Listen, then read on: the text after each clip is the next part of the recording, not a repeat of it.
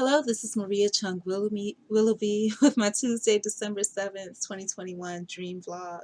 I had two separate dreams. I believe they were yesterday. I don't know if they were both together or not. I know definitely the one about curry chicken and the Indian man was from yesterday. I don't know if the other one was from earlier during that day or from another day. I'll start off with the first one in regards to an Italian restaurant work and being scammed. So in the dream, I had some kind of discounted special that was supposed to be at an Italian restaurant, a pizzeria that was like right next door to where I work. In the dream, it kind of felt like back in Atlanta, maybe the SunTrust building where the Capitol Grill was right there. But in this dream, the Capitol, instead of the Capitol Grill, it was like this little pizzeria, right? And I was supposed to have some big discount there or something, but something happened at work and I was no longer there. So there you go. But I ended up still going to the pizzeria because I still worked in the area for whatever reason. I don't know. I still worked in the area. But when I went to the pizzeria, they could no longer honor my coupon or something like that because something dealing with work. And while I was there, people from work, and it feels like were there and they really didn't care, it was that type of vibe. And so I kind of got gypped. I don't know. Then the second dream, I don't remember all the details. The second dream was about curry chicken. In this dream, I was in the house in the apartment that I grew up in. Um, and there was an old Indian man there. This old Indian man, I guess, kind of took place of my mom, maybe. Just an old person.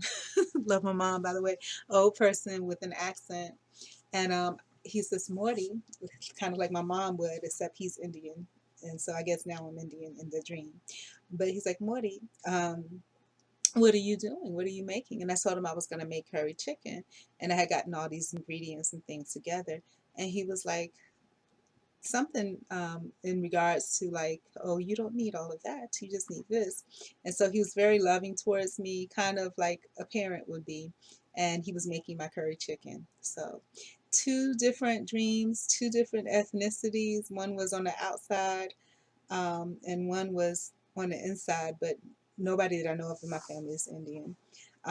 Speaking about both of those cultures, my experiences with them, with the Italian, I think back like one of my first little mini jobs, like I had so many jobs. One of my little mini jobs, like during summers, was like this little Italian place. I didn't know they were racist. And, still it goes past me a little bit. But the man had two daughters. Their names were Maria and Angela. My name is Maria, and my sister's name is Angela. And so when I told him that, he's like, well, why would your parents want to name their children Italian names? And I was like, well, I don't know if I explained it to him, but that's not how it happened. My name was picked off of a list. So that's what it was. I'm not sure about my sister. I used to know the story, but I don't anymore because I'm so removed from my family.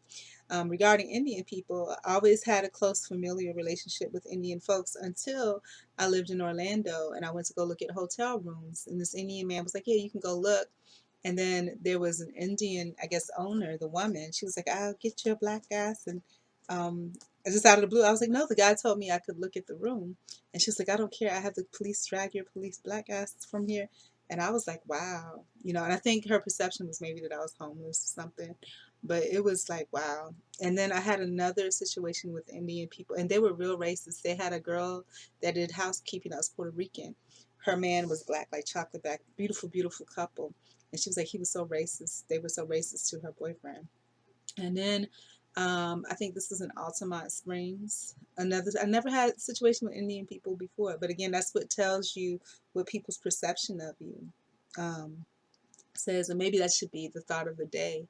That how you treat people when you think you need them versus when you don't. And I think I may have done that somewhere along the line, but yeah. So basically, I was at the gas station, and I don't know what happened. Something happened and he said that my truck had touched the pole, and I was like, no, it didn't.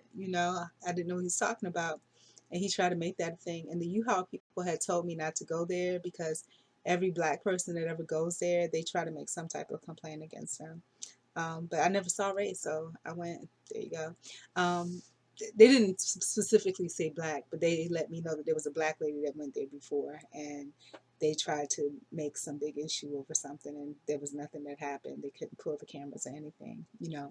But anyhow, and these days, you know, they don't have to pull the cameras, you know. It's just if somebody decides to take your word over somebody else's word over yours, that's the end of it. But fortunately for me, I think U-Haul did something with me and, you know, hooked me up. So shout out to that U-Haul company.